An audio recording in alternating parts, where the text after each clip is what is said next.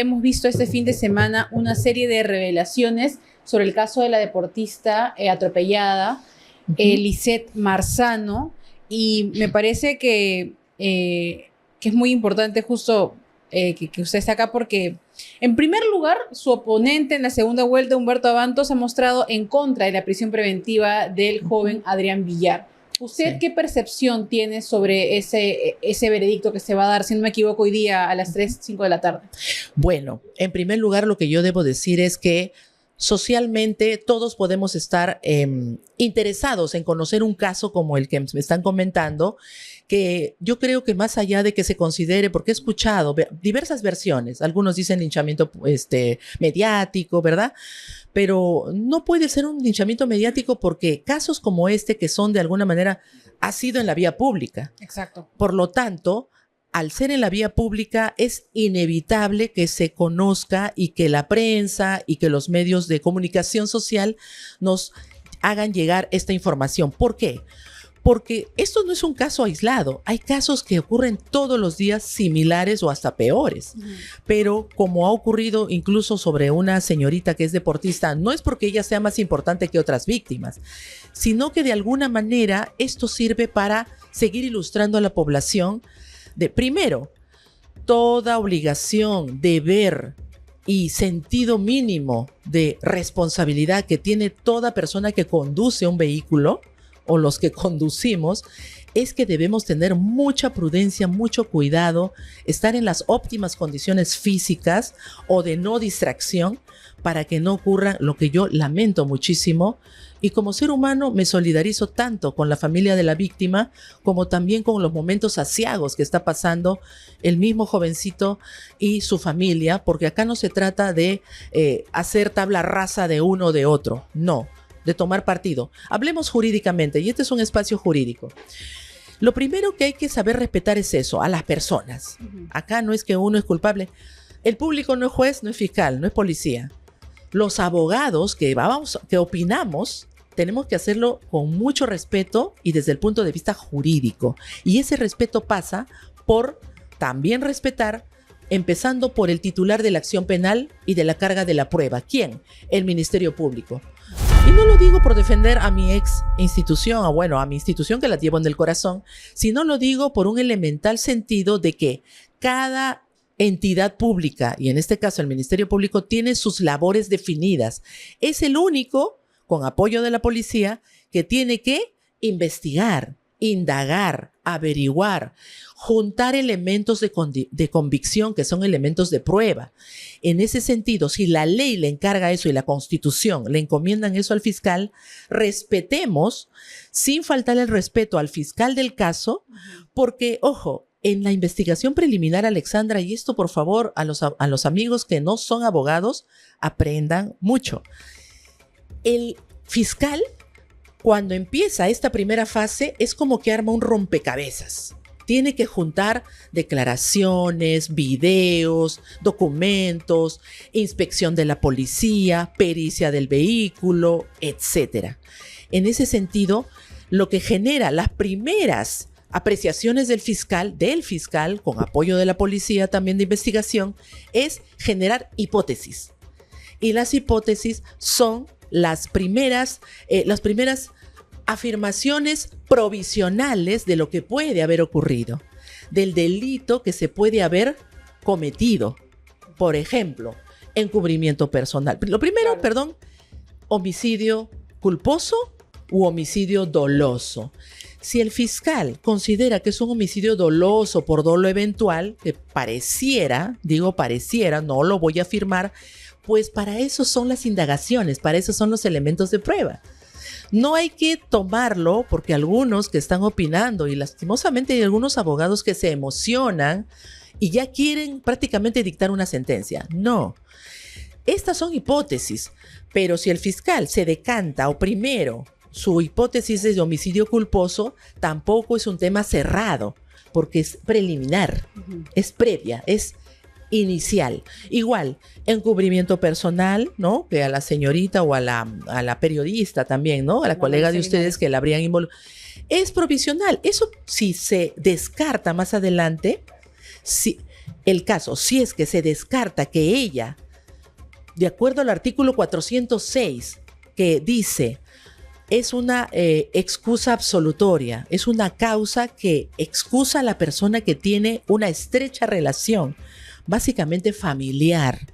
Porque, por ejemplo, los padres del joven no pueden estar obligados a denunciarlo o a dar pruebas que lo perjudiquen. Se ha comentado mucho. Se comenta demasiado, pero ojo, cuando es una persona que no tiene relación consanguínea, miren, cuando no tiene relación consanguínea tiene que probarse. Ese artículo 406 exime, retira de cualquier sospecha de encubrimiento personal sobre el investigado, pero a la persona que demuestre y que se pruebe en la investigación preliminar. Por eso no se trata de afirmar por afirmar. Otra hipótesis, encubrimiento real respecto del vehículo, borrar manchas, esconder objetos que se han desprendido, diversas cosas, o planchar el vehículo en la parte abollada. Eso sería también encubrimiento real de las personas que están involucradas alrededor, amigos, la enamorada, etcétera. Antes de analizar, digamos, esa parte, Sí. tenemos las declaraciones del doctor Abanto respecto a este caso, para poder escucharlas.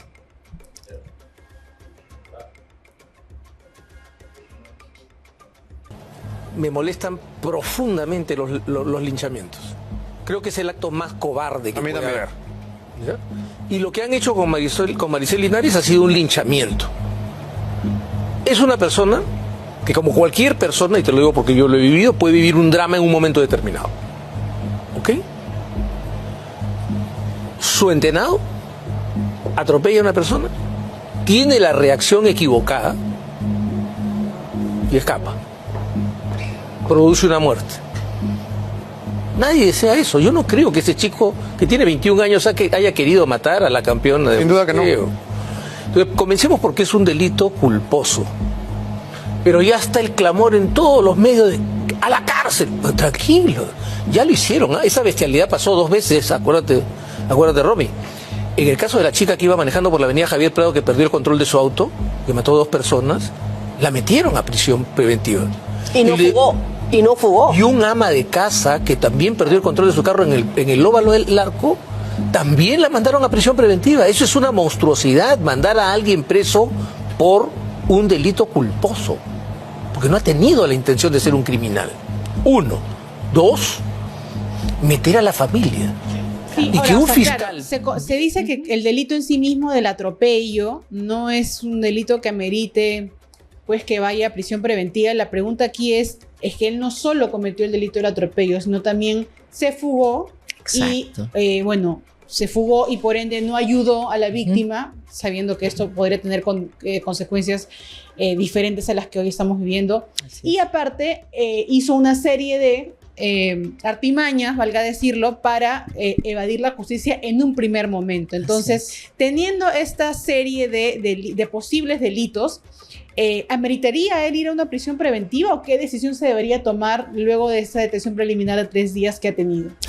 Esa es una labor, esa es una evaluación, merituación, como decimos los abogados, que tiene que hacer obviamente al pedido del fiscal que ya evaluó y tiene ese requerimiento.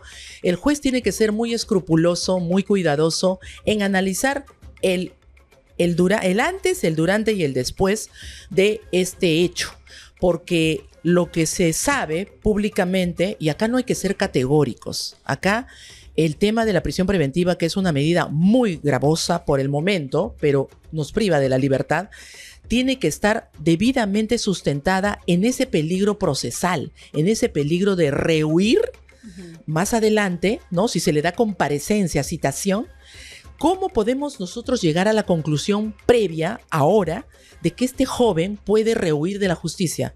Ahí están los elementos objetivos, exacto. En el momento que atropelló, por supuesto que ¿quién no tiene miedo? Puede haberse escapado por temor, por todo. Pero lo que sucede es que creo que se han acumulado también una serie de mentiras o de afirmaciones falsas, en el sentido de que el joven se fue a la clínica, estuvo, pero regresó poco tiempo después al lugar de los hechos, con su madrastra, con su padre, ¿no? Entonces, ¿Eso qué significa? Que de alguna manera han estado buscando, ¿no? Evadir la justicia. Evadir. O sea, estoy haciendo hipótesis, ¿no? Claro. A Es mí lo no me que hemos corresponde, visto. yo no soy la juez, pero creo que hay varios elementos como que han agravado o vendrían a agravar esta situación de que el juez se proyecta a futuro. Este joven, y ojo, no basta solamente con que lo ha demostrado en la escena del hecho, del delito, sino que también tiene las condiciones materiales por las cuales podría ser enviado al extranjero, podría, ¿no? No es precisamente una persona que tenga un arraigo, no sé si laboral. No porque tiene ni arraigo laboral ni familiar. Ni porque familiar, él tiene 21 claro. años, no tiene hijos. es digamos. jovencito, ¿no? Entonces, de pronto, y obviamente, ¿qué padre no quisiera, pues, ver a su hijo en libertad? Eso también. Todo eso tiene que ser un cúmulo de elementos para ser evaluados con bastante seriedad, con mucha juridicidad, mucha legalidad por parte del juez. Porque, ¿qué sucede? Yo tengo entendido de que la señora que había atropellado hace años a los jóvenes Melissa González Maglufo. se fue al extranjero. Sí, Se le dio solamente, se le abrió un poquito la puerta, ¿no? sí. Y se fue. Ajá. ¿Y cómo quedó ello? ¿Quién se acuerda de esos jovencitos?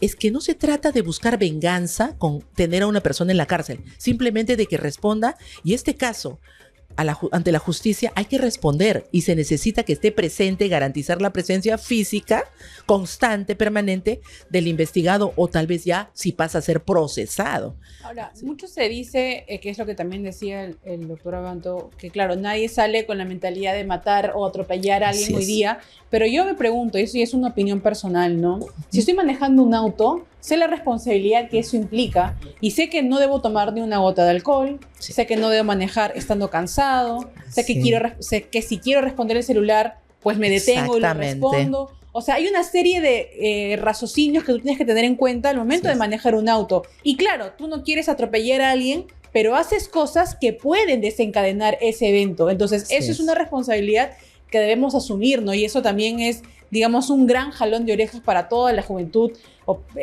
Sí. incluye también para todos los conductores Sí, de ese país, cierto. de que un accidente puede pasar en una mirada que tú le diste a tu celular, en un momento en que tú pestañaste, o sea, en cualquier momento puede pasar eso y yo creo que no hay que librar de culpa por decir, no, es que un accidente lo puede tener cualquiera, nadie quiere matar a alguien, pero has cometido una serie de cosas Exacto. que te llevan a la probabilidad de tener un accidente de tránsito que probablemente tenga un desenlace fatal, ¿no? Yo quisiera agregar algo y que justo, pues precisamente como estamos en un espacio jurídico, recordar en doctrina lo que se llama el conducir o el maniobrar un bien riesgoso y peligroso. Ujú. El vehículo motorizado, cualquiera sea la envergadura o el tamaño, cuando un conductor está maniobrando un bien riesgoso y peligroso que está allí, eso no hay duda, que es un vehículo, ¿no? Auto, camioneta, lo que fuere, también hay que respetar reglas de tránsito. ¿Cuál era la velocidad en esa zona? Exacto. Ya, miren, velocidad. Entonces, cuando un conductor, yo me pongo al volante, tengo que guardar absoluto cuidado de reglas de tránsito para empezar todas. Velocidad, luces, señales de tránsito, carril que me corresponde, curvas, bajar velocidad, cuando hay unas líneas peatonales, sobreparar, intersecciones también sobreparar, mirar a ambos lados. Lo que pasa que eso muchos conductores lo olvidan, solamente lo estudian y lo cumplen al momento de pasar el examen para el brevete. Pero el día a día, lamentablemente, nos está dando estas casuísticas que se dan, por desgracia, cotidianamente. Estamos hablando, ahorita ya están atropellando Sí, a alguien. y lo- Es muy frecuente. Y lo peor es que, da la coincidencia que hay un sinsabor de impunidad, porque lo hemos visto también hace unas semanas atrás con el caso de la conductora Laura Espolla, ¿no? Que se salió de su carril, se estrelló y bueno, no hubo un desenlace fatal para nadie, pero no hay ninguna prohibición de brevete, por ejemplo, no hay ninguna sanción, tengo conocimiento de que no se ha abierto ninguna investigación, entonces, claro, estos conductores también sienten que pueden cometer un breve descuido, porque claro, al final no va a ser castigado y eso es algo que creo que debería cambiar, sobre todo viendo estos hechos que estamos viendo últimamente. No hay lecciones ejemplificadoras, ¿no? porque también tenemos el mecanismo del principio de oportunidad, de que a veces cuando no hay desenlaces fatales, ni heridos, ni muertos, gracias a Dios, pero sí, por decir, por el tema de la conducción en estado de ebriedad, o de la conducción de pronto cuando uno está pues también hasta con droga, ¿no? En el organismo. Hay un detalle que no debemos olvidar. Cuando se alega eso de que se perdió el control, no basta con decir perdí el control. Se tiene que hacer para eso está el examen médico legal, se tiene que hacer un examen exhaustivo de la persona y también ver sus antecedentes. Si es una persona, por decir que pasa a los 70 años y está conduciendo, ¿cómo está su sistema nervioso, sus reflejos? El tema de usar lentes. Algunos no usan los lentes a pesar de que su brevete lo obliga. Mira, o si en ese momento estuvo bajo los efectos de algún fármaco, porque es una persona medicada. Claro. O qué pasó. Entonces, si es una persona, yo pongo el ejemplo, si es una persona joven, si es una persona, esto es hipótesis nada más, si es joven, no está bajo los efectos del alcohol ni de droga, tampoco está con los nervios médicamente, ¿no? Con un tratamiento de los nervios o alguna situación física, o sea, está totalmente saludable, se descarta que eso de que perdió el control, porque viene a ser un argumento vacío para los efectos. Y yo no digo de que se tengan que probar la inocencia, cuidado, no estoy diciendo eso, sino por esa elevada responsabilidad de conducir un bien riesgoso y peligroso. Es que esa es la carga que tiene todo conductor. Por eso se tiene que probar de que realmente, o en todo caso entramos a la hipótesis, ¿tenías el celular al costado? Claro. ¿Dónde está tu celular? ¿Lo tienes así en esto que está pegado, ¿no? Ajá. Porque ahí sí, estás con tus earphones o estás con, ¿no? O algún audífono con cable, que tal vez te podría permitir de maniobrar. Pero si no, si tienes ahí, puede ser el tema del celular, puede ser porque quisiste cambiar la emisora de radio, o simplemente pestañeaste. Eso, ¿cómo estabas con tus horas de sueño? Hay muchas cosas que tienen que ser evaluadas en la investigación preliminar. Por eso no hay que ser apresurados en decir que esto porque se le fue o porque no. Yo entiendo que los abogados de la defensa, ese es su papel, pero no hay que ser categóricos, ¿no? Siempre hay que respetar lo que es el debido proceso de la recabación, porque estamos hablando de vidas humanas. Estamos hablando de una vida, por supuesto, todos lo sentimos, y no queremos tampoco ver a un jovencito en la cárcel, pero las consecuencias tienen que asumirse y uno tiene que ser responsable de lo que hizo. Y yo recomendaría, porque yo también he litigado en mis primeros años antes de ser fiscal, yo siempre recomendaba al que había robado, al que había incluso atropellado en su momento, yo he tenido clientes así, no hay más humano y más hidalgo que admitir si es que te equivocaste, trastabillaste, pestañaste, ¿no? O simplemente pues no sabías conducir bien de pronto, ¿no? O te dio un calambre, qué sé yo. Confiesa. La confesión, porque estamos hablando de una vida o de un herido que lo has dejado discapacitado. Ponte en su lugar. Ese es el abogado. Y para pedir la clemencia de la justicia, y así ganan ambas partes. Se conoce la verdad, se esclarece el hecho y la persona que ha cometido el delito logra también una rebaja importante en la sanción que se la merece. Pero eso de mentir, el buen defensor no incide o no estimula, ¿no? La mentira, no instiga a la mentira. Y sobre ese punto le quería hacer una consulta, doctora. Sí. Hemos visto también que el doctor César Nakazaki ha asumido la defensa de Adrián Villar, que el doctor Jefferson Moreno ya no está a cargo de ese caso. Y me pregunto yo, ¿se ha demostrado que Adrián Villar en ningún momento fue a una clínica, en ningún momento tuvo un shock nervioso? Entonces, podemos inferir de que la defensa que llevó a cabo Jefferson Moreno fue una mentira, ¿no? Tratando quizás de exculpar un poco a Adrián Villar, dijo cosas que hoy se demuestran que no son verdad. ¿Hay alguna sanción ética o que lleva a cabo que tendría que llevar a cabo el Colegio de Abogados hacia un abogado que miente en aras de defender a su patrocinado? El Consejo de Ética tiene esa labor. El Consejo de Ética podría ver casos que son de trascendencia social, ¿no? Que están ya en los medios, que es inevitable, se ha trascendido y podría de pronto también ver eso. ¿Por qué? Porque no podemos nosotros tolerar que hayan abogados que falten a la ética. Principios de ética están en nuestro estatuto del Colegio de Abogados. Lealtad, veracidad, probidad. Están. no podemos, honestidad, nosotros no podemos faltar a esos principios por los que hemos jurado, Alejandra.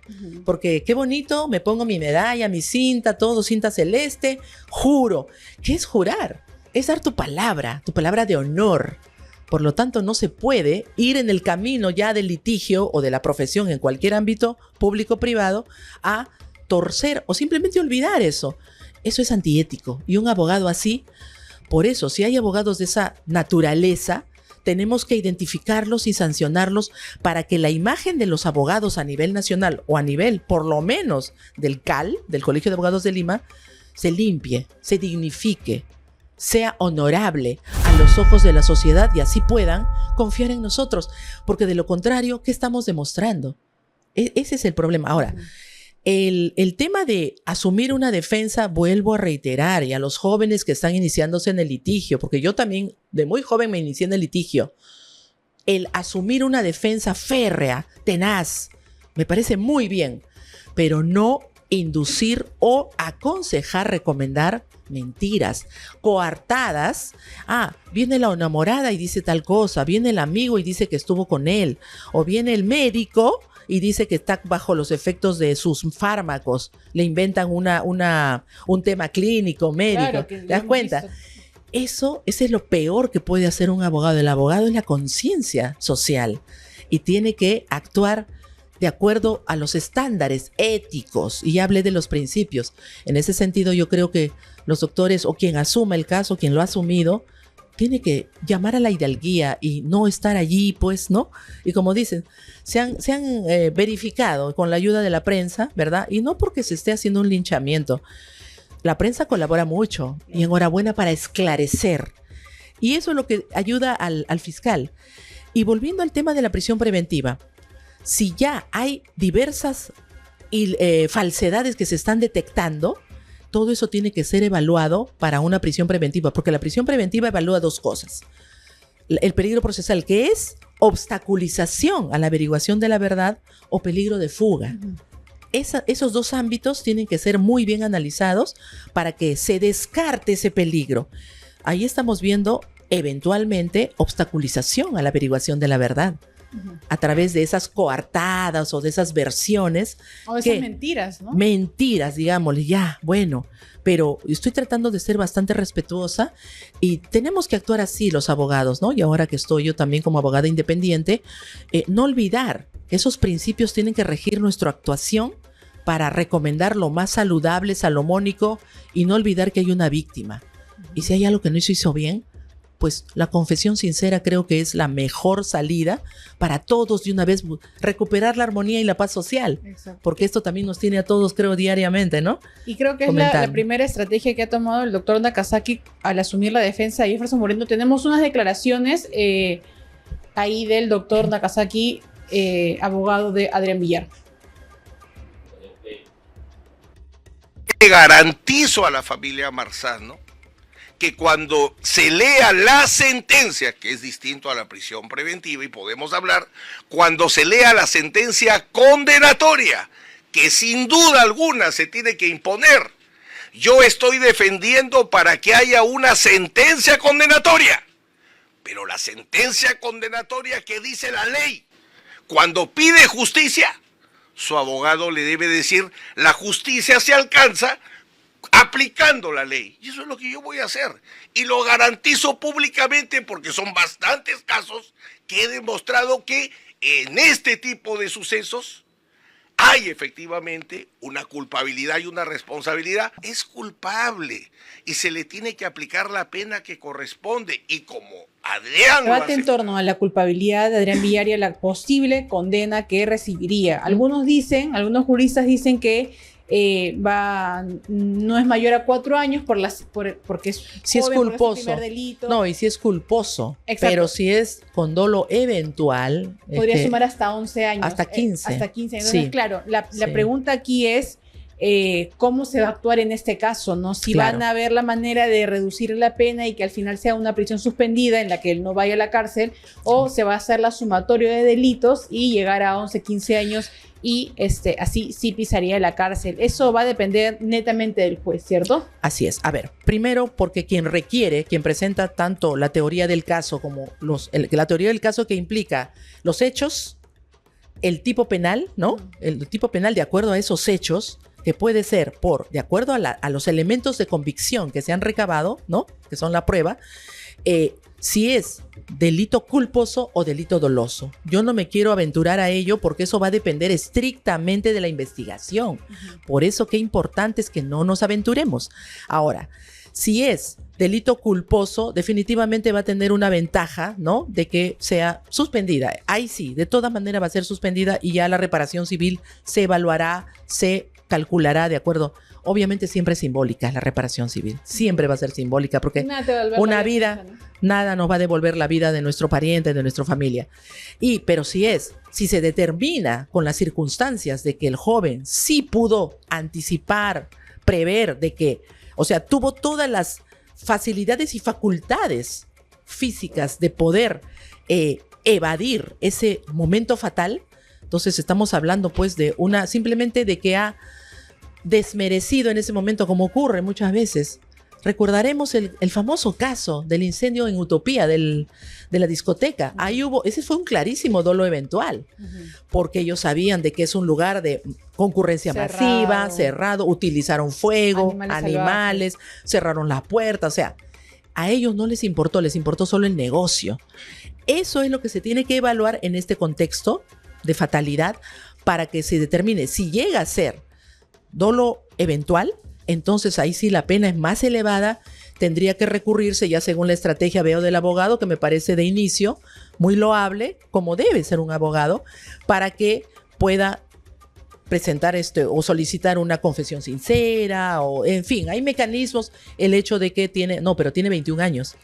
Y la responsabilidad relativa es primario, perfecto, y eso se puede aplicar con las condiciones genéricas, pero no tiene de 18 a 21 años, porque de 18 a 21 años se reduce considerablemente, ¿no? Okay. O se toma en cuenta esa juventud, o los mayores de 65 años. Pero en este caso ya tiene un poco más de 21 años, pero es primario y pueden concurrir otras circunstancias que puedan hacer rebajar la pena. En fin, eso ya se verá. Yo repito, no se trata tampoco, si es un jovencito, lo que tiene que verse acá es que se aplique la ley en estricto. Si le corresponde pena efectiva, bueno, es lamentable, pero corresponde. No porque sea joven necesariamente tiene que pensarse en que sea suspendida. No es así. La tecnicidad al momento de merituar la prueba, de hacer el cálculo por los tercios, también todo eso, tiene que imponerse, ¿correcto? Entonces, bueno, veremos qué desenlace lleva este caso. Vamos con una mención. Tenemos como acompañantes de este programa a la marca Brille Festa, celebra en cada tabla, una marca que ya nos acompaña recurrentemente, hacen tablas de quesos y todo el tipo de bocaditos para eventos chicos, eventos grandes. Ahí tenemos en pantalla su cuenta de Instagram.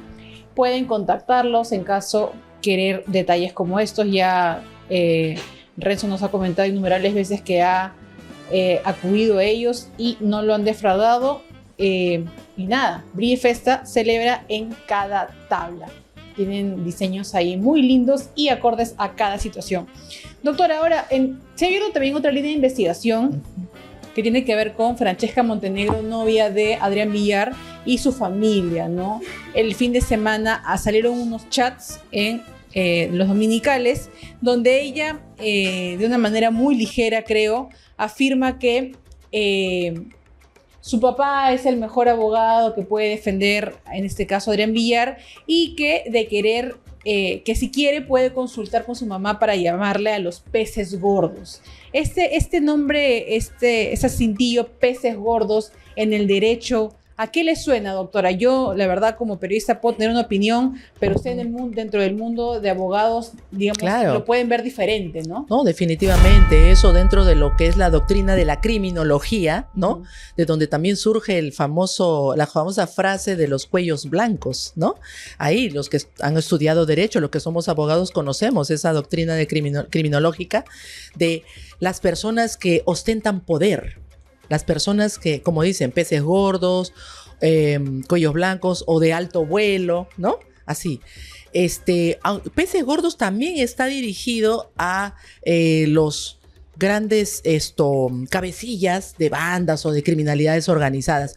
Pero yo pienso que como se estaba tratando de dejarlo o sacarlo bien librado, ¿no? Al jovencito, según la apreciación de la señorita, es peces gordos definitivamente en ese contexto yo lo vinculo más a autoridades, qué sé yo, policiales, fiscales, los que de entrada, ¿quiénes son los primeros que conocen un hecho, una noticia criminal? Policía, de entrada, son los primeros que llegan a la escena del delito. ¿Y qué es lo que hemos visto también en este caso? Hemos visto mucha docilidad, creo, de parte de las autoridades, en este caso los policías, que no arrestaron a este joven en el momento en el que debían hacerlo. Hemos visto que la fiscalía de repente no actuó con la celeridad que debería actuarse. Hemos visto que la mayor cantidad de pruebas que han salido a la luz las consiguió el hermano de la víctima, ¿no? O sea, llorar una pérdida tan grande y a la vez tener que sacar adelante el caso para que no quede impune, debe ser algo. Hay una victimización también a la familia allí, que tal vez no se percibe mucho, pero sí se victimiza a la familia. Ya están pasando por el dolor de la pérdida de su familiar. Entonces, es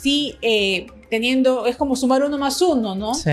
Entonces, tenemos eso en el caso de los chats, y también ella ha salido con su familia a mostrar más cámaras y a decir que ella no participó en el hecho. Entonces, el incluir a la familia, incluir a la novia, ¿es algo que se va a realizar, que se podría realizar para el caso, o cree que ellos, al decir lo que han dicho, ya quedan fuera de toda investigación? No.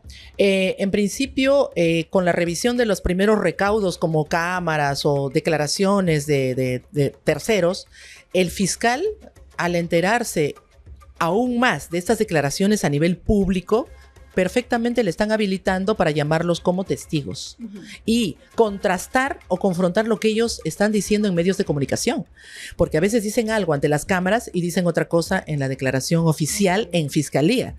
Eso también puede generarle incluso mayores problemas a estos testigos, porque la calidad que tienen ellos, la enamorada, los padres o cualquier otra persona por allí, son testigos, nada más. O sea, que tienen que decir su versión de lo que les consta. Pero si yo fuera abogada de esta señorita o de esos señores, sus padres, yo les diría, mantengan silencio. Mantengan silencio. ¿Por qué tienen que salir a ventilar? Mire, primero que se exponen. Tanto se habla del linchamiento del caso que a esta persona, ¿por qué? Pienso que la desesperación, los nervios les están traicionando. Y si dice que su papá es un buen abogado, el señor primero lo que tiene que hacer es proteger y calmar las aguas dentro de su familia. Ofrecer su testimonial, sí, ¿por qué no?, ante la fiscalía. Eso es lo que hace un abogado correcto y sin generar más ruido a nivel mediático, porque eso les puede jugar una mala pasada también, de que con los nervios dicen una cosa, luego dicen otra, se olvidaron, y cuando todo se comprueba o se contrasta con los demás elementos de convicción, ahí vienen las mentiras. Y eso les puede generar una nueva investigación a ellos, ¿no? Ahora, lo que sí hemos visto es que como que se ha instaurado en este caso la cultura del sálvese quien pueda, ¿no? Ha salido el fin de semana chats donde la misma Francesca Montenegro dice esto de los peces gordos, la misma mamá dice, oye, entrégate, no sigamos encubriendo lo que ha pasado en este caso. Tenemos luego la respuesta de la novia y su familia diciendo, por si acaso, aquí están las cámaras, yo lo dejé 5 minutos antes, él entró a mi casa sin que yo le diera permiso. Entonces ya aquí nadie cree en nadie, simplemente quieren salvarse de una eventual sentencia o acusación. Y yo me pregunto, ¿qué es lo que motiva en ese caso al culpable o a los demás involucrados en el caso a salir y decir, todo sin ninguna premeditación de las consecuencias, ¿no? O sea, ¿quién los puede motivar? Primero que creo que los abogados que los están asesorando, creo que no están poniendo en orden, ¿no? Las cosas al interior de ellos mismos porque se pueden estar contradiciendo. Pueden surgir varias hipótesis y eso es labor del fiscal, de que se están poniendo de acuerdo para generar más coartadas, más justificaciones y un poco ocultar lo que realmente ocurrió. O también puede ser la otra hipótesis, que estamos con el sálvese quien pueda, de que ya no lo quieren, justificar o ayudar, ¿no? Al jovencito Adrián, y que en realidad ellos están dando su versión, pero también hay que poner todo siempre allí veremos. ¿Por qué?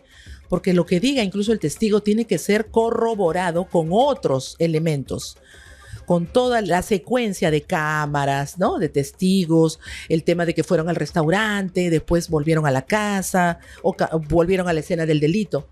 Todo eso es parte, por eso lo dije al comienzo, es parte de un gran rompecabezas. Claro. Y eso tiene que ser con bastante, así como las piezas de rompecabezas tienen que estar muy bien encajadas. ¿No? Totalmente. Y también sin dudas. Vimos el fin de semana que, claro, había una primera versión de la periodista Maricel Linares, madrastra, bueno, dicen que no se debe decir así porque existe todavía la madre, pero... Madre política, claro, de pronto. La madre política de Adrián Villar, que claro, habría dicho, yo doné el vehículo, ¿no? Y luego la notaría misma sale a decir, ese documento no está en mi archivo, en el archivo de mi notaría, no simplemente ha llegado, puede figurar como una carta notarial, pero no cuenta con la legalidad de su firma para afirmar, valga la redundancia, que el vehículo ha sido donado. Entonces esto es gravísimo, yo lo veo como algo, sí, porque podría configurar inclusive una falsificación de documentos. Exacto. A ver, vamos a ir por partes. El artículo 406, ¿se acuerdan que lo estábamos comentando? De la persona que tiene estrecha relación y que no se le puede atribuir encubrimiento personal ni encubrimiento real. ¿Pero en qué sentido? De que no está obligada a denunciarlo. Sí está con el derecho de mantener silencio, mantener una postura, de no declarar, de no dar detalles, miren, de no accionar respecto de su hijastro o de su hijo político, perdón. Entonces, hasta ahí no se le puede decir que es encubridora. Pero ¿qué sucede? En vez de omitir, es decir, quedarse calladita, no decir nada, no me pregunten a mí, yo no sé nada porque es mi hijo y lo quiero. Hasta ahí muy bien. Oye, ¿cómo no lo denunciaste? No, nadie le va a decir eso. Okay. Pero si acciona, recuerden, chicos, estudiantes y abogados también, recordemos, la ley no ampara el abuso de derecho. Ese es un abuso del derecho. ¿En qué sentido? De querer sujetarse a que, yo soy madre política, a mí no me pueden incorporar en encubrimiento personal, pero sí habría cometido otro delito. A ver si el fiscal le parece la hipótesis. Si hay falsificación de documentos precisamente para tratar de salvar a su hijo político, eso ya no es. O salvarse ella misma inclusive, ¿no? Para que a ella no le caiga el peso. No, es que no le iba a caer nada. Porque como madre política, ojo, si es que lo prueba, si es que prueba que es madre política, porque no es cuestión solo de decirlo, si es que han convivido, si es que tienen la estrecha relación, hasta ahí nadie le puede decir tú has encubierto porque no hablaste, porque no denunciaste. Incluso ella tranquilamente puede decir no me pregunten por mi vehículo, de verdad.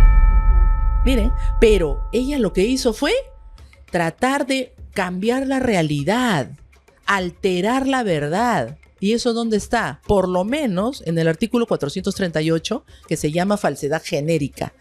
El que altera la verdad, el que cambia lo que es los hechos. Por ejemplo, ella no tenía que haber sacado un comunicado diciendo A, B, C, ¿no? Exacto. Que después se verificó de que no era cierto. Mentira, ¿no? Entonces, digamos que ella misma cavó su propia tumba. En realidad, ella se ha puesto en manos de la justicia por querer favorecer, pero para favorecer, con tu silencio basta. Claro. No estás obligado, repito.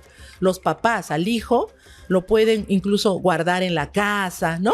En su casa, lo ponen bajo la cama, qué sé yo, lo esconden. Ahora, ya. Pero al llevarlo, claro, a la casa de la enamorada sí habría como un ánimo encubridor, ¿no? Ánimo de que no esté en la casa o en los lugares donde... No, hasta eso. Pero cuando ya se realizan pronunciamientos o se elaboran documentos o se generan trámites como el tema de la notaría, ¿verdad? Ya eso sale del tema que es justificatorio de no estar obligada a entregarlo, a denunciarlo, a acusarlo, ¿no? O a dar pruebas. Hasta ahí no. Pero si hace todo lo contrario a la verdad, o sea, espero que se entienda la diferencia. Ahí sí por lo menos está, bueno, cometiendo falsedad genérica, alteración. Si es que no hay también elaboración de documentos falsos, que ya es falsificación propiamente dicha, artículo 427. Y ahora, ese es en el caso de la familia de Adrián Villar, que claro, no tendría la responsabilidad o el deber de denunciarlo o podría mantener silencio. Pero Así en el es. caso de la familia de la novia, Francesca Montenegro y sus padres, ellos al estar involucrados en estas cámaras de vigilancia donde se les ve al frente del parque y tener cierta relación con el hecho porque estuvieron previas minutos antes en un restaurante, en fin, a ellos les alcanza la protección o sí tienen la responsabilidad, sí debieron haber llamado a la comisaría y decir, tengo aquí a quien cometió un atropello horas antes. A ver, habría que ver qué tan estrecha es la relación. Es que ahí está el tema. Qué tan estrecha, Claro, por la eso. afinidad no se puede... En principio, enamorada, porque es enamorada, no es novia, es enamorada, Exacto. miren, de un año de enamorada. relación, ¿no? Un año. O sea, hay que evaluar bien eso. O sea, qué tanta estrechez de relación hay. Porque no se trata de decir es mi enamorada y los papás que lo conocen, que son en realidad situaciones circunstanciales. Ahí hay que ver bien, por eso digo, hay que recabar bien la información, porque los señores, en todo caso, ¿por qué estarían ayudando, no? Pienso, si no se demuestra nuevamente, si no se demuestra la estrecha relación que tiene que ir por varias circunstancias, si es que pasan todos los fines de semana, han viajado juntos, uno ha ido a la casa del otro, han pernoctado, de pronto, ¿no? Claro, dice que tenía la clave de su casa y por eso es que él entró sin Pero previo aviso, ¿no? cuidado, ¿eso es verdad o no? O puede ser una coartada. Claro. También, para demostrar que hay ese nivel de confianza y estrechez. Porque Doctora, también puede ser. Para finalizar con este caso, quería Sí. que viéramos unas declaraciones que dio el día de ayer el fiscal de la Nación, Tomás Aladino Gálvez, se presentó en un programa de televisión a dar sus impresiones sobre este caso. Lo tenemos ahí brevemente. Ahí el trabajo de la fiscalía ha estado también bajo la lupa, ¿no? Tanto del fiscal que lleva el caso. Algunos juristas dicen que no habría sido lo suficientemente contundente para lograr la prisión preventiva. Otros juristas dicen que él está actuando ceñido a la ley. Tenemos al fiscal de la Nación, Tomás Aladino Gálvez, el día de ayer presentándose. Entonces, en breves, cuando tengamos el apoyo, vamos a pasar con sus declaraciones. No sé qué opina usted de la actuación del fiscal de este caso. Es el fiscal, a ver, tengo aquí el nombre, el fiscal Henry Zabaleta Polo. Para usted, ¿cómo ha actuado? Miren, hasta el momento es que no puedo opinar por lo que no me consta de manera cercana. En eso hay que tener, incluso el señor fiscal de la Nación también, me imagino que, no sé si habrá conversado con el colega. Hay que ser muy cuidadosos, incluso hasta para opinar. Cuando somos fiscales de la Nación o un fiscal de cualquier nivel, nosotros estamos con una ley de la carrera fiscal que puede incluso hasta generarnos una falta grave o muy grave si es que estamos hablando de un caso que no es de nuestra competencia. El doctor José Domingo Pérez está empapelado por esas cosas, ¿no? Bueno, esto no podemos hablar de otros casos. Lo que podemos decir es que al fiscal se le está dotando del personal que necesite, se le está recomendando que actúe con celeridad, o sea, cuestiones generales de lo que es conducta funcional. Pero de ahí hablar del caso, un fiscal de la Nación no lo puede hacer. En eso sí, yo sí me adelanto, porque es delicado. Tenemos las declaraciones de Tomás Aladino Gálvez. Uno de los problemas que se tienen también es con relación a la ley 32130. Hay fiscales que todavía están dudosos de actuar de acuerdo a lo que dice la 32130, de que primero, no, eso lo ve la policía, yo no. Pero no hay que olvidar, señores fiscales, que la Constitución prevalece ante una ley que es abiertamente inconstitucional, y yo lo he dicho, aunque el Tribunal Constitucional simplemente ha dicho sí, no, no, sí, no ha sido contundente el Tribunal Constitucional, nos imaginamos por qué.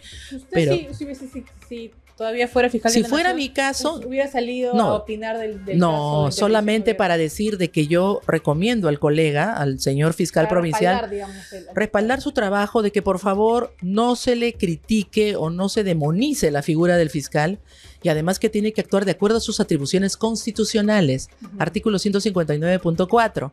El fiscal conoce el delito desde su inicio, la investigación del delito desde su inicio, y para esos efectos la Policía Nacional está obligada a cumplir sus mandatos. Ahí tenemos ahora sí las declaraciones. Creo que se ha exagerado un poco en decir que la Fiscalía no ha hecho nada, que la Policía no ha hecho nada. Lo que pasa es que tenemos que saber que creo que se ha exagerado un poco en decir que la Fiscalía no ha hecho nada, que la Policía no ha hecho nada. Lo que pasa es que tenemos que saber que hay casos, cientos, miles de casos en que hay atropellos y se dan a la fuga y no sucede nada. Porque la policía no los busca. No solo eso, sino que a veces es imposible también identificarlos. Claro, él dice que se ha exagerado el decir que la policía o la fiscalía no ha hecho nada, ¿no? Bueno, tampoco es que haya opinado mucho sobre el caso en sí, sino más que todo respaldando la labor del fiscal, que creo que, como usted me decía, es lo más prudente, ¿no? Exacto, un fiscal de la nación no tiene que adjetivar, ¿no? Lo que tendría que decirse es simplemente que hay que tomar con calma la situación y por favor respetemos, ¿no? Todos. Recuerden de que tanto la policía como el mismo Ministerio Público, el fiscal del caso, tiene sus atribuciones legales, constitucionales. Y en ese sentido, pues, esperemos con calma y no actuemos, más bien procuremos nosotros no sacar conclusiones apresuradas, porque nosotros no somos jueces, fiscales, menos policías, ¿no? Ahora, de hecho, que toda la presión mediática debe estar encima del fiscal, ahorita viendo, se ha vuelto un caso muy mediatizado. ¿Qué recomendación le daría usted al fiscal para que lleve su trabajo de manera prudente? Como en su momento también yo he sido fiscal provincial y cuando estábamos en turno había mucha presión mediática, incluso y hasta de superior también nos sacan en la prensa, nos quieren presionar algunos intereses o de pronto algunos medios que tienen más que todo el interés de generar, ¿no? Revuelo. Yo lo que simplemente le diría al señor fiscal es, hay un reglamento de vocería. Que salga a calmar las aguas, que salga a decir, señores, por supuesto, sin dar detalles, porque la reserva del caso es sagrada. Es que para eso los fiscales también tenemos que saber comunicar, a decir, se está investigando, por favor, respeten, nosotros tenemos que guardar reserva, se está investigando, no, pero esto, señores, no puedo dar detalles, respeten que nosotros no podemos cometer esa irregularidad funcional. Y por otro lado, decirle ya en lo interior al señor fiscal y a todos los fiscales que no hay que tener temor ante cualquier afirmación que salga en los medios de prensa que no sean reales. Porque muchas veces, yo entiendo de que también necesitan pues hacer empresa, vender, ¿no? Sus periódicos o sus noticieros, pero no dejarnos llevar tal vez por esa presión emocional o psicológica, ¿no? O sea, pero eso ya depende mucho de la experiencia también del fiscal.